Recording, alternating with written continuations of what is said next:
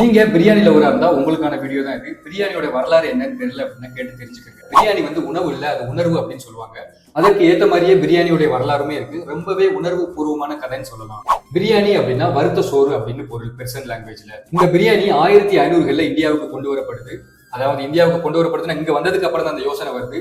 முகலாயர்கள் காலத்துல படை வீரர்கள் வந்து சமதளமான நிலப்பரப்புல இல்ல, அவங்க மலைகள்லையும் குன்றுகளையும் எடுத்து சண்டை போட்டுட்டு இருக்காங்க. அப்ப வந்த யோசனை தான் இது. அந்த படை வீரர்களுக்கு சத்தான உணவை கொண்டு போகணும், அதே இது ரொம்ப கம்மியான பாத்திரத்துல கம்மியான மேன் பவர் வச்சு கொண்டு போகணும் அப்படின்னு யோசிக்கும் போது அப்ப வந்த யோசனை தான் இது. கொண்டு போகும்போது வறுத்த சோறு, மாமிசம், அது இல்லாம அதுல நிறைய மசாலாக்களையும் வச்சு ஒரே பாத்திரத்துல கொண்டு போறாங்க. அது அங்குள்ள ராணுவ வீரர்களுக்கு வந்து ரொம்பவே பயனுள்ளதா இருந்திருக்கு, ரொம்பவே சத்தானதாகவும் இருந்திருக்கு. இந்த பிரியாணியோட கதை ரொம்ப உணர்வுபூர்வமா இருக்கிறதுனால எதுன்னு தெரியல. Biryani it's not a food, it's emotion அப்படின்னு சொல்லுவாங்க. ஆக பிரியாணி பிறந்த இடம் ஈரான், புகுந்த இடம் இந்தியா, அவ்வளவுதான். தேங்க்யூ ஃபார் வாட்சிங்.